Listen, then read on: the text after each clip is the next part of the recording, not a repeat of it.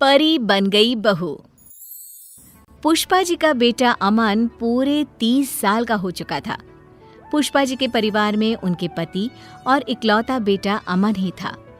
पुष्पा जी अपने बेटे अमन की जल्दी से शादी करवाना चाहती थी, लेकिन अमन था कि उसे कोई लड़की पसंद ही नहीं आ रही थी, क्योंकि अमन जो नौकरी करता था उसमें उसे बहुत ज्यादा तनख्वाह नहीं मिलती थी।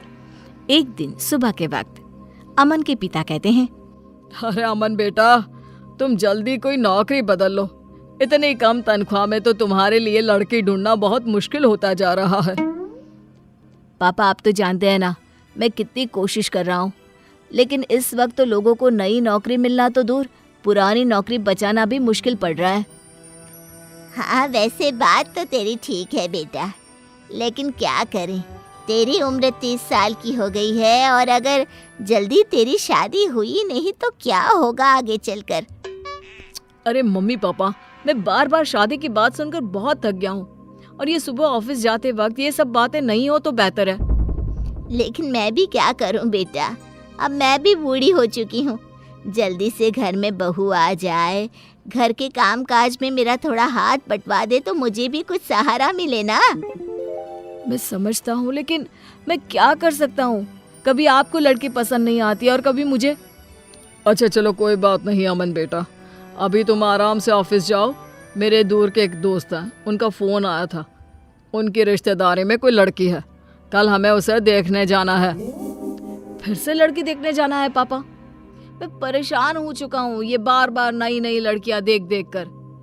अरे अब ये तो करना ही पड़ेगा ना, तुम्हें इसमें भी कोई परेशानी है?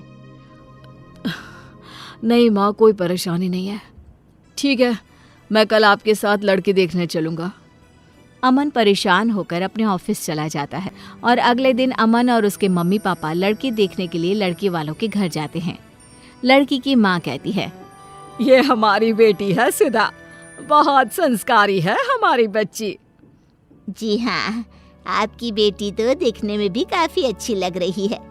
भाई मुझे तो ये बहुत पसंद है। अब आपको भी हमारा बेटा पसंद हो तो आप भी बता दीजिए।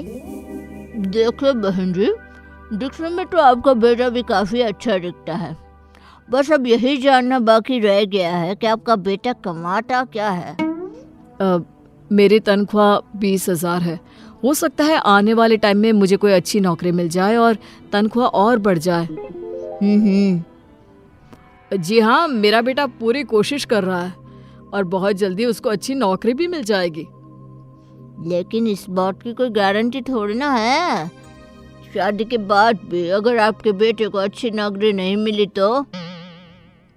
हाँ जी, आप बिल्कुल ठीक कह रहे हैं। और वैसे भी 20,000 में आजकल होता ही क्या है। माफ कीजिएगा भाई साहब, हमें ये रिश्ता मंजूर नहीं। देखा माँ, मैंने आपसे पहले ही कहा था, जहाँ आपको लड़की पसंद आ जाती है वहाँ पर मेरी कम तनख्वाह के चलते कोई शादी करने को तैयार नहीं होता। ये सारी बातें हम घर चलकर भी तो कर सकते हैं। अमन, गुस्सा करने का कोई फायदा नहीं। अमन अपने परिवार के साथ वापस घर लौट आता है। कुछ दिनों के बाद पुष्पा जी एक नया रिश्ता लेकर अमन के पास जाती हैं। अमन बेटा, देखो मेरी सहेली की बेटी है, इसका रिश्ता आया है तुम्हारे लिए। ये लोग कल ही हमारे घर आ रहे हैं। ओहो, फिर से लड़की देखनी पड़ेगी क्या? एक आखिरी बार, और मुझे लग रहा है कि इस बार तुम्हारा रिश्ता जरूर हो जाएगा। अगले दिन पुष्पा जी की सहेली अपनी बेटी को लेकर उनके घर आती है और दोनों परिवारों में आपस में बातचीत होती है। देखो, मैं पहले ही तुम्हें बता देती हूँ कि मेरे बेटे की तनख्वाह बहुत ज्यादा नहीं है, लेकिन इसमें कोई बुरी आदत नहीं है। मेरा बेटा बहुत संस्कारी है। अरे बहन जी, क्या फर्क पड़ता है अगर आपका बेटा 20,000 रुपए कमाता है। लड़का भाई अच्छा होना चाहिए, पैसों का क्या है, वो तो बाद में भी कमा लेगा। ये हुई ना बात, फिर तो हमारे बच्चों का रिश्ता जरूर पक्का हो जाएगा। बस अमन अपना जवाब बता दे। अमन बेटा, तुम्हें मेरी बेटी पसंद तो है ना?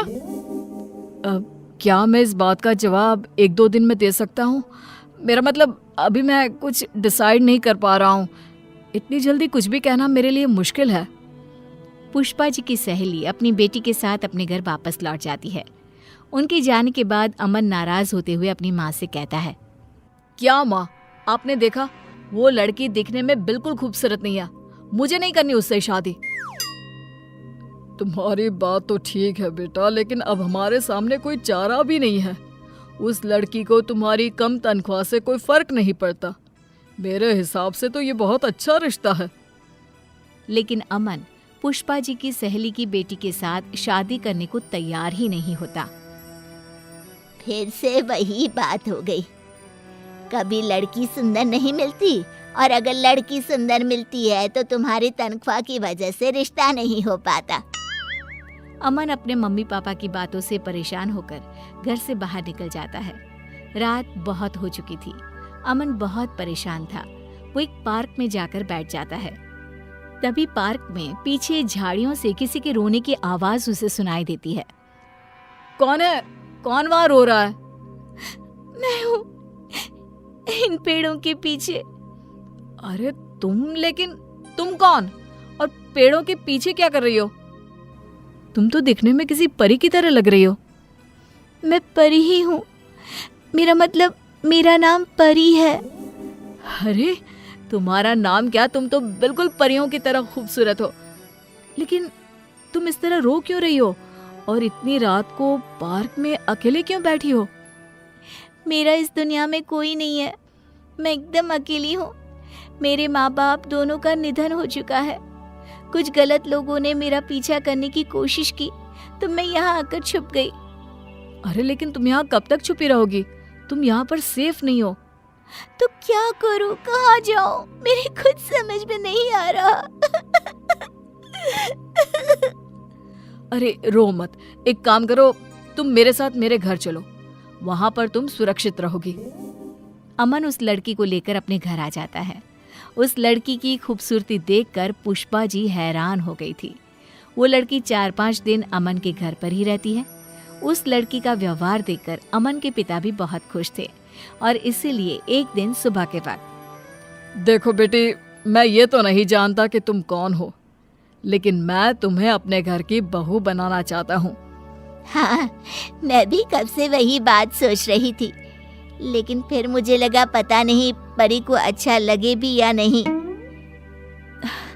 मुझे इस बात से कोई ऐतराज नहीं है। वैसे भी आप लोगों ने मुझे इतना प्यार दिया है, लेकिन अगर अमन जी कहेंगे तो ही मैं उनसे शादी करूंगी। मैंने तो जब तुम्हें पहली बार देखा था ना, तभी अपनी पत्नी बनाने का फैसला कर लिया था। तुम हो ही इतनी खूबसूरत, और फिर तुम्हें मेरी कम पैसों वाली नौकरी से भी तो कोई परहेज नहीं है। नहीं, मुझे आपका परिवार बहुत अच्छा लगा और मैं हमेशा आप लोगों के साथ रहना चाहती हूँ। और इस तरह पुष्पा जी को परी के रूप में एक बेहद खूबसूरत बहू मिल गई।